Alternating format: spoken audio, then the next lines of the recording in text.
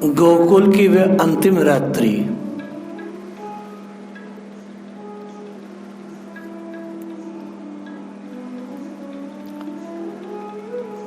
ब्रजेश्वरी के अंतस्थल में बड़े हर्ष का संचार हो गया।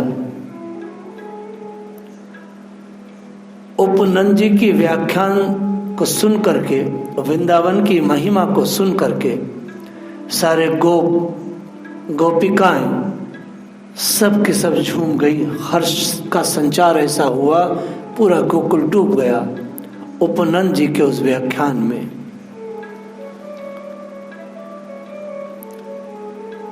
वह सभी गोपियां खड़ी खड़ी सुन रही थी, देख रही थी कि जब वृंदावन का निर्णय हुआ, जब यह बातें होने लगी, तब श्री कृष्ण और दाऊ भी जाकर बाबा की गोद में बैठ गए थे कि क्या होता है। यह सब सुनने के लिए माता ने सखी बूढ़ी गोपियों को भेजा था, जाओ दोनों को बुला लाओ। माँ यशोदा ने इतनी देर हो गई है, दूध नहीं पिया है, जल्दी से लेके आओ, ऐसा सोच करके मैया ने बड़ी बूढ़ी गोपियों को उन पुरुषों की सभा में भेजा था। आज अंतिम रात्रि है। उस रात्रि में कोई सोया नहीं गोकुल में। संसार में ब्रजवासियों को जैसा कोई श्री कृष्ण का प्रेमी हो नहीं सकता। कोई भी ना नुकर नहीं किया, सबने अपना घर परिवार छोड़ने के लिए आतुरता थी, और उस कारण किया था लाला सुखी रहे। समस्त गोपियां अपने घर गईं, समस्त ग्वाल गए, चारों तरफ हल्ला है, अपना अपना गहना पेटी सब तैयार कर रहे हैं, गायों को इकट्ठा कर रहे हैं गोप। हे का शब्द हो रहा है, गायों को सब घंटा बांधने लगे, तमाम चारों ओर विशाल घंटाओं का शब्द होने लगा। ऐसा शोर कि ब्रह्मलोक तक कांप गया कि भाई क्या ब्रज में हो रहा है। शंख बजने लगे, सब तो पीछे चली जाएंगी, दही के भांड बांड सब लेना, मटके वटके सब इकट्ठे होने लगे। अपने अपने घर के लोगों को सब गोपियां ला ला करके सामान देती। जो थोड़े बड़े बच्चे थे उन्हें आज नींद नहीं आ रही थी। सभी लोग यात्रा का काम कर रहे थे। राम श्याम तो मैया की गोद में सो गए। मैया ने लाड़ जताया तो दोनों को नींद आ गई, लेकिन रोहिणी जी को नींद नहीं आई। रोहिणी जी तैयारी में लगी है। इन्होंने कह दिया था यशोदा इनको ले जाकर सो जा, नहीं तो ये दोनों अकेले सोएंगे नहीं, रात भर जागेंगे तो बच्चे कहीं बीमार न पड़ जाए। श्री रोहिणी जी वृंदावन जाने की तैयारी कर रही हैं और परिचिकाएं साथ हैं।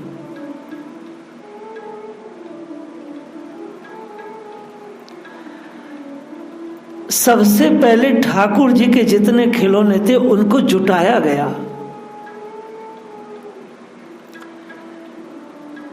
सारे खिलौने पेटी में भर रही हैं, बढ़िया बढ़िया चीजें रख रही हैं भगवान की। जितने ठाकुर जी के खिलौने कहीं छूट न जाए, जो छूट गया और वही मांग लिया तो फिर रोने लगेगा। इसलिए दाऊ और नीलमणि के सारे खिलौनों इकट्ठे करके वे पेटी में भर रही हैं। इससे बढ़िया क्या चीज है। भगवान की सेवा कर रही हैं, मन में श्याम सुंदर की झांकी हो रही है। रोहिणी जी जब श्री कृष्ण बलराम की का काम कर रही थी, वो दोनों के तो मैया की गोद में सो रहे थे। इन्हें क्या हुआ, परमात्मा की सेवा करते करते, उनके खिलौनों को इकट्ठा करते करते, कार्य करते हुए, ऐसा नहीं कि आसन पर बैठी हैं, काम करते करते इनको भगवान श्याम सुंदर की झांकी होने लगी। मन हो रहा है ना। कैसे? भगवान ने गीता जी में कहा है, सर्वेषु कालेषु माम अनुसर युद्ध चय। प्रत्येक काल में कुछ भी करते हुए तुम मेरा स्मरण करो। लेकिन रोहिणी जी की स्थिति तो यह है, यहाँ तो स्वाभाविक था, श्री गोपियों को भगवान आदेश नहीं दे रहे, गोप सखाओं को परमात्मा ने कभी आदेश दिया नहीं कि तुम मेरा स्मरण करो। यहाँ तो स्वाभाविक था, यहाँ तो भगवान ने आज्ञा दी कि तुम ऐसा करो, अर्जुन से कहा तुम मेरा स्मरण करो नित्य, और यहाँ तो स्मरण ही जीवन है। इन ब्रजवासियों का तो जीवन ही स्मरण है। इनके चित्त से, इनके मस्तिष्क से कभी भी भगवान जाते नहीं। इनका तो जीवन स्मरण ही है।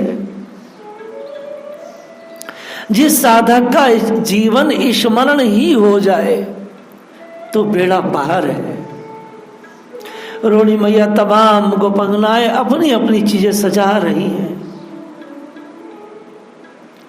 और सबके अंतर में वह जो मधुर मोहन का संस्मरण है वह समाया हुआ है। बार बार चेष्टा ऐसी होती है कि इससे नंदलाला प्रसन्न होगा, वह राजी होगा। ब्रजेश्वरी के हाथ में कोई चीज आती तो तब इतने में ही वह चित्र सामने नाच उठता कि देखो हंस रहा है ना, इसको देखकर हंस रहा है, खेल रहा है, निमग्न हो जाती। रात बीतती गई, उषा काल आता गया। कुछ भी श्री कृष्ण के लिए वो जुटा रही थी, उस साज समान को छूते ही भगवान मूर्तिमान होकर के उनके हृदय पटल पर नाच उठते थे। कहीं ऐसा स्मरण हो सकता है? सच्चे साधकों को प्रभु का ऐसा ही स्मरण होता है। ये तो जो संसार में फंसे हुए लोग हैं, भगवान को और गुरु को उनसे कहना पड़ता है, मम अनुसरित चे सर्वेषु कालेषु, प्रत्येक काल में प्रभु का स्मरण करो। लेकिन यहां तो बार बार स्मरण हो रहा है।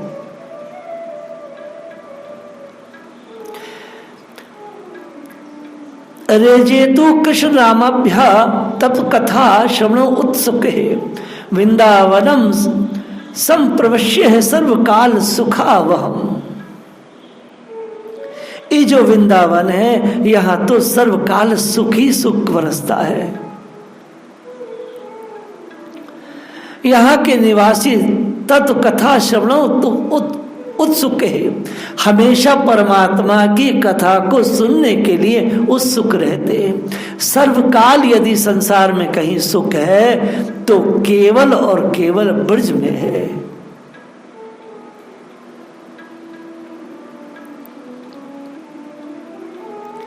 यात्रा के पूर्व श्री कृष्ण बलराम को स्नान कराना है, जल्दी चलना है, राम श्याम स्नान कराना है, उन्हें सजाना है, बहुत सारे कार्य करने हैं।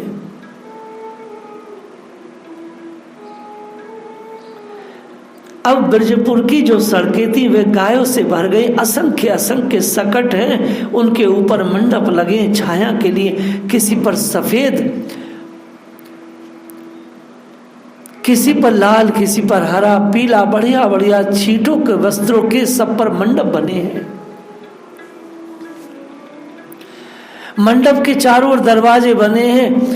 गाड़े ऐसे थोड़े थे, पर आज वह गाड़े क्या थे, तमाम दिव्य लोगों के विमान आकर उनमें समा गए हों। हम लोग धन्य हो जाएं आज। और मंडपों के चारों पताकाएं लगी हैं, उनके ऊपर स्वर्ण कलश शोभित है, परम विशाल सकट मानो आज शोभा बढ़ा रहे हैं। कनक कलशों पर जो पताकाएं फैल रही हैं, मानो अपनी रसनाओं के द्वारा रज रश्मियों का पान कर रही हैं। यह अमर विमान, देवताओं के विमान भी इनको देख देख कर अपने को धिक्कारते हैं कि हम तो इन सुर सुंदरियों को, देवताओं को ढोने में लगे रहे। अच्छा होता कि ब्रज में हम भी गाड़ी बन जाते, हम भी ब्रज के सकट बनते। आज हमारा धन्य धन्य भाग्य होता श्री कृष्ण के सखा ब्रजवालाएं, ब्रज तरुणियां, ब्रज माताएं हम पर चढ़ती और हम सब धन्य होते, हम भी श्री कृष्ण बलराम और ब्रज की सरज को पाते।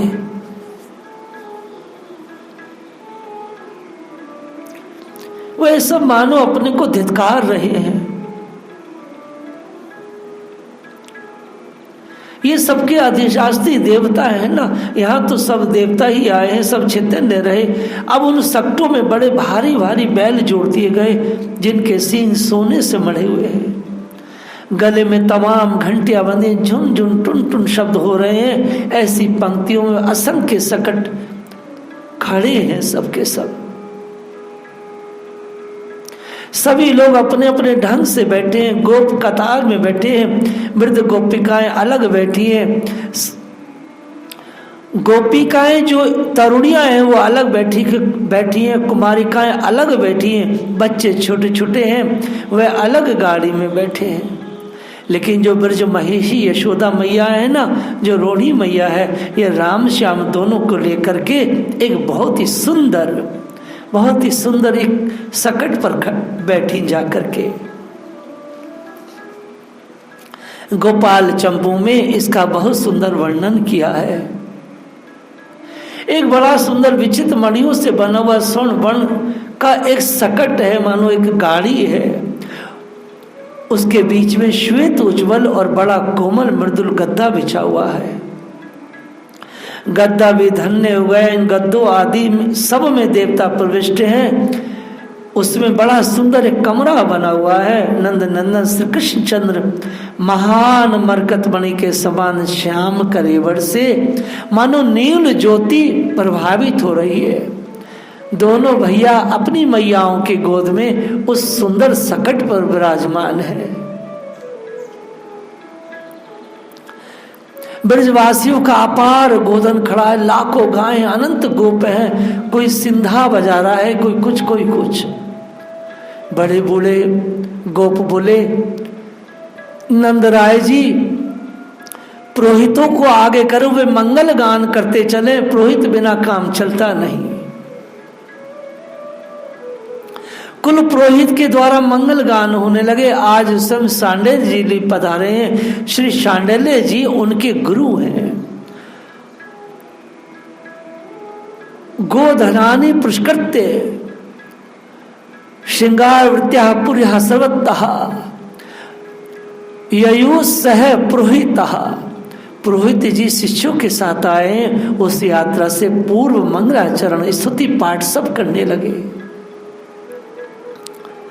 सभी विविध प्रकार के वस्त्र पहने, कोई नीली साड़ी, कोई वर्ण की पीली साड़ी, वर्ण के घाघरे, सबके ओढ़ने थे। कोई चुन्नी, कोई पीला, कोई क्या पहने, नए नए गहने वस्त्र पहने सारे के सारे जितने भी पुरोहित है।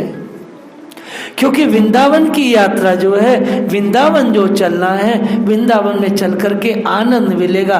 बोले कन्हैया को सुख मिलेगा, यही उनका आनंद है। कन्हैया हमारा सुखी होगा। यहाँ पर इसलिए तमाम सज रहे हैं क्योंकि भगवान प्रसन्न होंगे। जिस बात में श्री कृष्ण को सुख हो वह बात तो सजने की, बाकी तो सब रोने की है। जिस बात में भगवान का मंगल हो, जिस बात में भगवान आनंद में रहे, जिस बात में वो सुखी रहे, खुशी रहे, हंसते रहे, बस वही उनको करना है।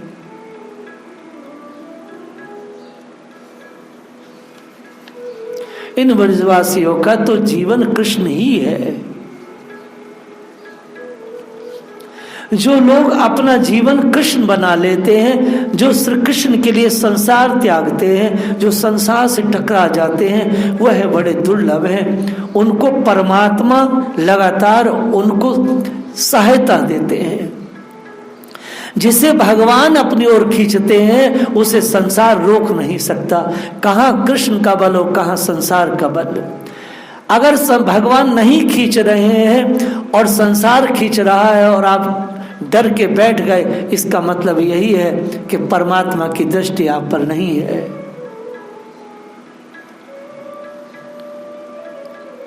श्री नंददास जी ने ये देखा है गोपियां सब सजी सजाई है, उन्होंने नए नए गीत जोड़ दिए हैं कन्हैया की लीला के, और कोई गीत नहीं, सारे गीत बंद हो गए। यही होता भी है।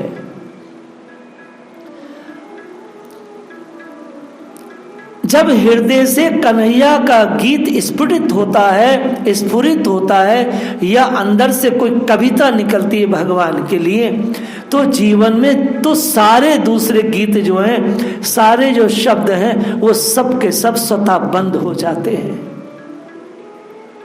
फिर कभी भी कोई मनुष्य विषयों के गीत नहीं गा सकता। हमारा मन तो निरंतर विषयों के गीत गाता रहता है, चुप रहता है तब भी अंदर गान होता रहता है, पर वहां क्या है, वहां तो केवल श्री कृष्ण गीत है। गायन्ति चैनम अनुरक्त अधियो आशु कंठयो धन्या विज स्त्रिया उरुक्रम चिंतयाना। ये ब्रज की स्त्रियां बहुत धन्य है। गायन्ति, मथुरा की देवी ने कहा है उन गोपियों को धन्य है जो रात दिन बस गीत गाती है। गायन्ति चैन मनु अनुरक्त धियो अशुभ कंठयो। ये सब गोपिकाएं बहुत धन्य हैं जो भगवान के गीत गाती हैं, भगवान की बातें करती हैं। ये भगवान के आविर्भाव से लेकर के अब तक जितनी लीलाएं श्री कृष्ण ने की है, वे सारी लीलाएं मानो श्री गोपनाओं के मानस नेत्रों में एक एक करके सामने आने लगी। गोपिकाएं छकड़ों में बैठी हैं, सख्तों पर बैठी हैं, और उनकी आंखों के जो मानस है, आंखों के कोरों में वो सारी लीलाएं चलचित्र की तरह आने लगी। यात्रा धीरे धीरे ब्रज वृंदावन की ओर बढ़ रही है। सबसे आगे ब्राह्मण स्वस्ति वाचन कर रहे हैं। उसी लीला की लहरियों में नदी में डूबती उतरती हुई उन्हीं गीतों को ये कहा रही हैं गोपियां, और बीच बीच में पुकारती हैं। क्या पुकारती हैं? श्री गोपाल चंपू में बहुत ही सुंदर वर्णन है। नंद महीपति जाता नंद यशोदा माता। इस प्रकार पुकारती, अरे नंद महाराज से उत्पन्न होने वाले, अरे नंद राय को यश देने वाले, यशोदा के नंदन। यशोदा नाम क्यों पड़ा? इसलिए कि उन्होंने यश दान किया इस संसार को, इस पूरे ब्रजमंडल को माँ यशोदा ने यशदान किया है। श्री कृष्ण को उत्पन्न करके सारे जगत को यश दिया। अरे अपने जन्म के समय महोत्सव में लगे रहने वाले, अपनी लीला से सबको मोहित कर देने वाले, स्पर्श मात्र से पूतना का विष हर करके मात्र गति देने वाले, दूसरों की मलिनता से सर्वदा अनभिज्ञ रहने वाले, सकट को उलटने पर भी बिल्कुल बचे रहने वाले कृष्ण, गोकुल के तमाम पुण्यों की मान मूर्ति, गोप और गोप सुंदरियों द्वारा रखे हुए नामों के कारण से अत्यंत पुनीत पूजित होने वाले, दाऊ आनंद बढ़ाने वाले। हे कृष्ण, रेंग रेंग कर नंद बाबा के आंगन को रंगशाला बना देने वाले, सखाओं के साथ नित्य रहने वाले और चक्रवात की गति को निष्फल कर देने वाले, ब्रजेंद्र को प्रसन्न करने वाले, गायों के धोने के समय होने के पहले ही बछड़े को खोल खोल कर उनकी माताओं को आनंद देने वाले, ब्रजवासियों के सुख शांति के परम धन, सबको परमानंद में निमग्न कर दे ऐसी चोरी करने वाले, और ऐसी चोरियों में भी अपनी वीरता दिखाने वाले, सर्वानंद चौर्य तस्मिन दर्शित शौर्य। चोरी में बड़े शूरवीर, और फिर अपने पेट में रस्सी बंधवा कर मैया से मोहन लीला करने वाले, तमाम चराचर विश्व को अत्यंत सुखदायिनी प्रवृत्ति में रत रखने वाले, इस प्रकार वे नामों से प्रत्येक नाम में लीला संकेत करती हुई श्री गोपियां विभोर होकर के सकट पर बैठी बैठी बड़े सुरताल से गा रही है। इस प्रकार वे भगवान को पुकार रही हैं और नंदरानी और रोहिणी बड़ी प्रसन्न है।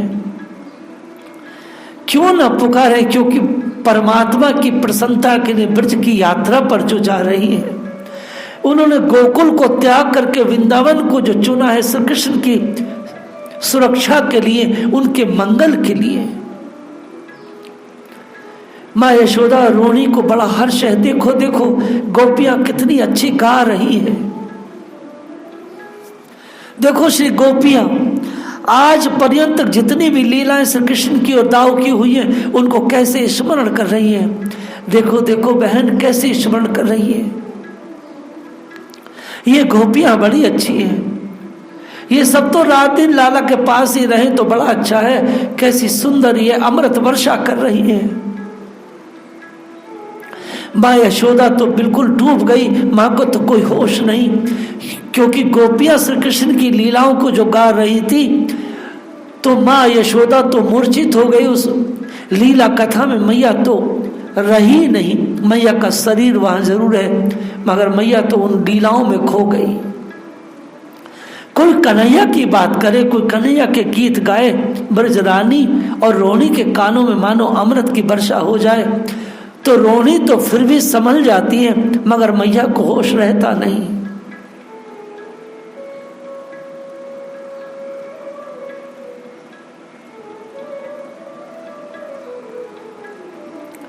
ये गोपियां हैं ही ऐसी। अब यशोदा मैया की आंखों से आंसू निकलने लगे। गाड़ी में बैठी है, आंखों से आंसू झर रहे हैं, मगन हो गई। गोपियों के गाने को सुन सुनकर इसने सागर में डूब गई।